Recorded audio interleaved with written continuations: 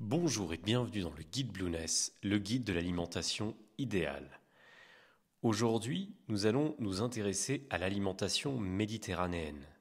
Dans le podcast précédent, nous avions listé les principaux légumes d'inspiration méditerranéenne à privilégier et à intégrer dans son alimentation lorsque l'on souhaite reprendre sa santé en main.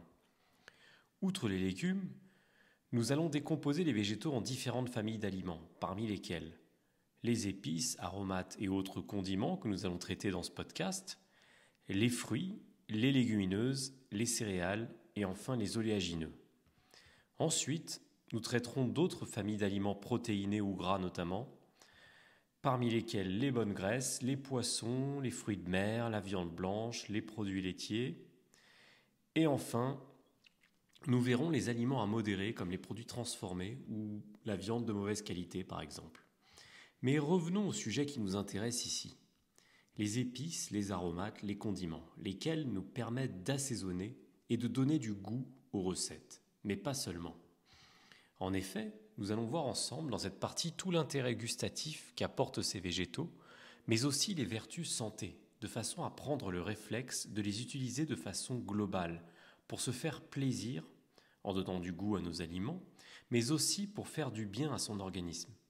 En listant ces ingrédients, nous allons voir les vertus présumées ou démontrées par la littérature scientifique, et de cette façon, nous pourrons plus ou moins nous diriger vers telle ou telle épice en fonction de ce qu'elle apporte sur le plan de la santé et des problématiques que nous pouvons rencontrer en tant qu'individus.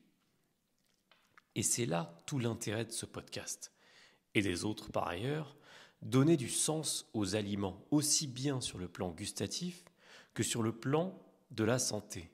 Si par exemple, nous avons tendance à avoir une digestion un peu difficile, nous pourrions privilégier telle ou telle épice ou tel ingrédient.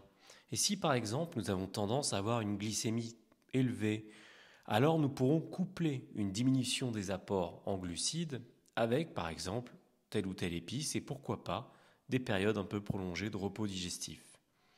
Ainsi, les épices, les aromates et les condiments sont là en soutien d'un style de vie sain. Et il est important de les faire tourner pour ne surtout pas rester sur des monodiètes qui seraient inutiles sinon délétères. L'objectif est donc de consommer ces épices en bonne intelligence, avec modération et toujours en diversifiant les ingrédients. Tout d'abord afin d'en tirer des bienfaits de manière complète, mais aussi par précaution, afin d'éviter des problèmes de santé.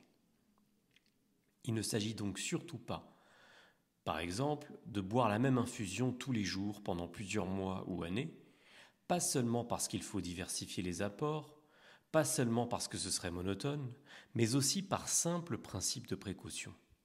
Enfin, comme toujours dans ce guide, il est préférable de quantifier et de modérer ses portions de façon raisonnable pour ne pas causer des problèmes de digestion ou d'intolérance ou de problèmes de santé à terme. Alors avant d'aborder les avantages de chacun de ces végétaux, classons ces derniers en trois grands groupes. La frontière entre ces trois ingrédients est effectivement parfois un peu poreuse, mais nous allons essayer de les différencier comme suit. Il y a tout d'abord l'épice qui est un végétal aromatique ou piquant et qui sert à assaisonner les mets. Une épice n'est pas forcément piquante. On retrouve dans les épices par exemple le cumin, la cannelle ou le poivre. Nous avons ensuite l'aromate. L'aromate, c'est une substance végétale odoriférante, c'est-à-dire qu'elle répand une odeur, et en l'occurrence ici une odeur agréable. L'aromate est donc utilisé pour parfumer les plats. Et enfin le condiment, c'est une substance caractérisée par une saveur forte qui est destinée à relever le goût des aliments. On retrouve dedans par exemple l'ail, le sel ou l'échalote ou encore le vinaigre.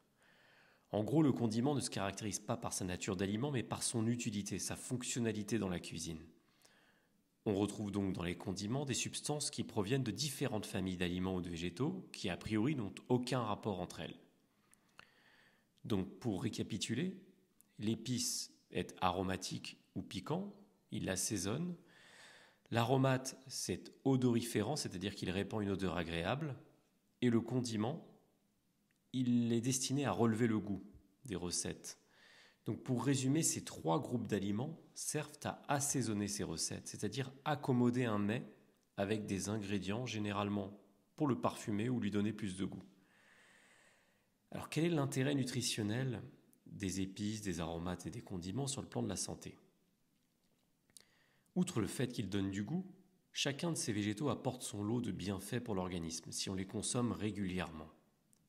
Donc des bienfaits, parmi lesquels la lutte contre les infections, la diminution des douleurs, une bonne circulation sanguine, la lutte contre l'anémie, une meilleure contraction des muscles, des vertus antioxydantes, un meilleur entretien des tissus, donc des ongles, des cheveux, de la peau, etc., une meilleure digestion des autres aliments, une prévention des maladies liées au vieillissement, des vertus anti-inflammatoires, une protection des organes clés, comme le foie par exemple, la lutte contre l'anxiété et la fatigue, et la lutte contre les maladies cardiovasculaires.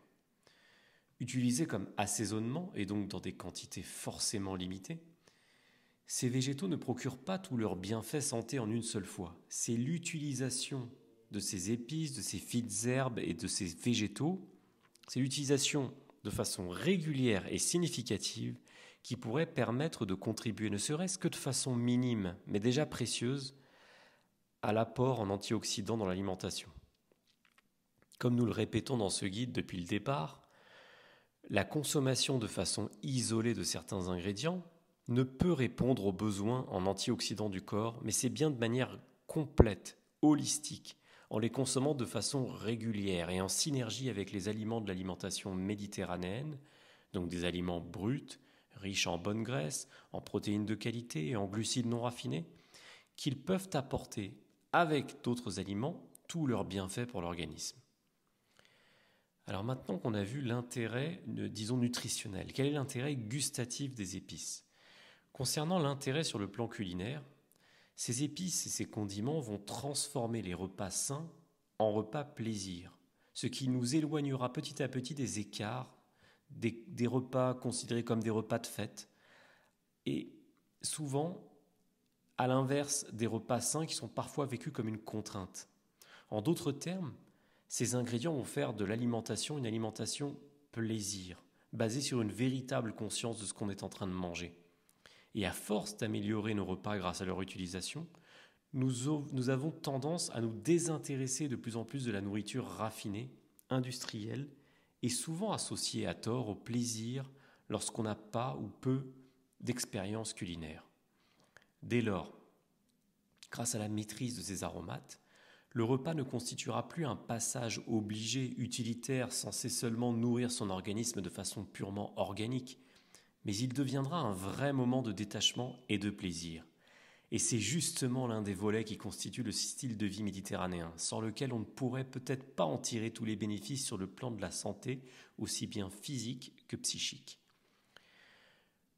Pour être tout à fait complet, nous allons lister ces épices, ces aromates et ces condiments, et nous allons voir quels sont leurs intérêts sur le plan de la santé.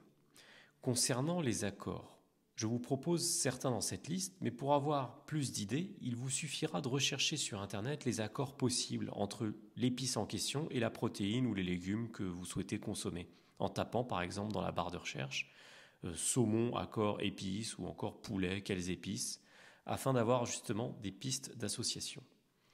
À noter que dans le langage commun, et ça pourrait être le cas ici, le terme épice englobe globalement les aromates et les condiments parfois, bien que nous allons les distinguer pour plus de précision. À vous d'essayer les différentes variantes et selon vos goûts d'affiner cela, mais n'hésitez pas à varier les plaisirs le plus possible et à tester le résultat aussi bien en termes de goût qu'en termes de bien-être. Pensez également à ne pas en abuser non plus. Nous allons donc lister la plupart de ces végétaux en commençant dans un premier temps par les épices, après quoi nous ferons un tour d'horizon des aromates, puis des condiments, avant de conclure par quelques conseils pratiques. Je vous donne rendez-vous dans le prochain podcast pour les épices. À bientôt dans le guide Blueness.